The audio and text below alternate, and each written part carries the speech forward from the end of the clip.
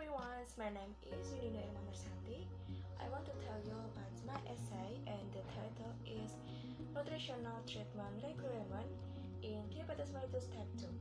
Before we talk about this, I want you to know about what is diabetes mellitus. Diabetes mellitus is one of the four major non-communicable diseases that demands urgent attention from all key stakeholders globally in an effort to address its prevalence and associated complications. It is considered as the top 10 cause of death globally, killing about 106 million people worldwide and is seen as the third highest risk factor for worldwide premature mortality due to hyperglycemia and hyperglycemia-induced oxidative stress and inflammation. Diabetes mellitus was recognized as a disease around 300 years ago by the ancient Egyptian and Indian, illustrating some clinical features very similar to what we know now as diabetes. Okay, now I want to tell you about how the diagnosis of diabetes mellitus. Diabetes mellitus diagnosed based on fasting glucose or a glucose tolerance test or GTT or hemoglobin A or HbA1c. The first fasting glucose and GTT on this examination measuring with some increase in blood glucose value at least on 2 different days. This diagnosis is made regardless of age and gender. For normal value of fasting glucose in venous plasma less than 100 mg or gl. Furthermore, for the 2012 GK guideline, an increase in the HbA1c value is also included in the standard criteria for diagnosing diabetes mellitus. Type 2 diabetes is a metabolic disorder that causes sugar in the form of glucose to accumulate in the blood rather than being used as fuel by the cells in our body. The goal of the type 2 diabetes treatment is to safely keep blood glucose within the normal range. Improving diet and exercising regularly are important part of type 2 diabetes management and treatment in overweight or obese person.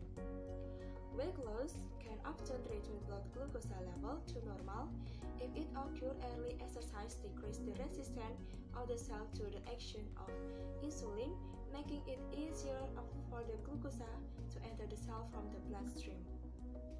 This is benefit of exercise occurs even if there is no associated weight loss.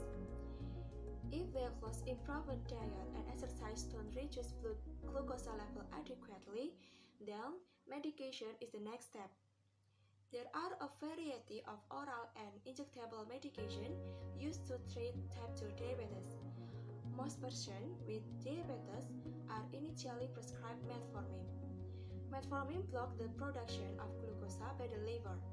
Metformin also decreases the resistance of the cell to insulin, making it easier for the cell to take up glucose from the bloodstream. After metformin, doctor prescribe sulfonylureas or DPP-4 inhibitor like metformin. Sulfonylureas are inexpensive and effective. They work by increasing insulin release from the pancreas. However, they may cause hypoglycemia. Hypoglycemia occurs when the blood glucose level drops too low. It is important for patients to recognize the symptoms of hypoglycemia such as shakiness, sweating, palpitation, and weakness before it leads to more dangerous effects such as confusion, fainting or loss of consciousness, increasing are essential chemicals secreted by the gut in response to meals and have important anti-diabetic effects. They work by slowing the emptying of the stomach, so you feel full longer, increasing insulin secretion, improving insulin sensitivity, and decreasing glucose production. In diabetic incretin level are reduced, there are two types of medication that work to improve the level of incretin in the body: the oral DPP-4 inhibitor and the injectable GLP-1 analogs. The DPP-4 inhibitor prevent the breakdown of incretin hormone and increase their anti-diabetic effect. These newer medicines work by increasing insulin production. They have little rise of hypoglycemia.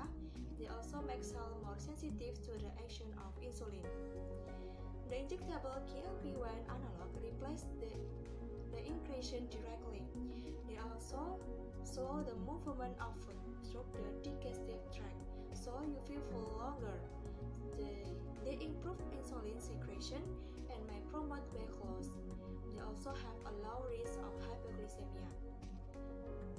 Thiazolinidones are another class of oral anti-diabetic agent. They work by making the cell more sensitive to insulin and decreasing glucose production.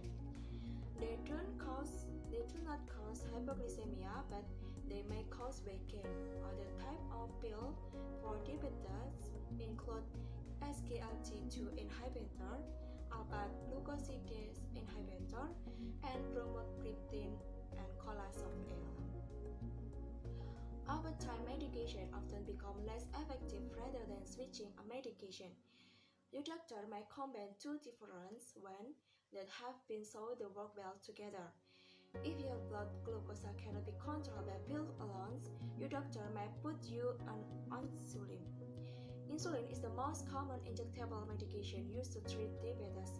There are two types of insulin, long-acting or basal insulin, and short-acting or mealtime insulin. An insulin can be used type 2 diabetes to deliver insulin just like the pancreas. Healthy diet, exercise, and maintaining a healthy body weight are important aspects for diabetes management even if you are on medication. You should develop a self-management plan with your doctor and other health professionals such as dietitian and certified fitness professional. Your plan should include eating healthy food and incorporating regular moderate intensive exercise into your lifestyle. Important dietary interventions specific to diabetes include reducing sugar and starch and fatty food, stress at home and work, ensuring adequate sleep, and managing depression, if present, are also important. In summary, type 2 diabetes is treated by a combination of diet, exercise, and medication. A variety of drugs are available to treat diabetes. However, self-management through lifestyle plays a very important role. It is crucial to meet daily nutrition requirements for one body to function properly and to maintain one health to the optimal level. Most nutritional values such as protein, energy, carbohydrate, fats, and most minerals can be obtained by food source. However, some individuals take dietary supplements on a daily basis to ensure their nutrition level. Healthy behaviors such as physical activity are often compromised among college students. Conduct a survey on the effectiveness of a health promotion smartphone application for college students. The research notes that many undergraduate students have less than optimal health or participate in healthy behavior on a regular basis. They discovered that college students believe the application was beneficial and helpful in that promote healthy behavior and raise awareness. A healthy diet can be defined as a pattern of food intake that has beneficial effect on health or at least no harmful effect.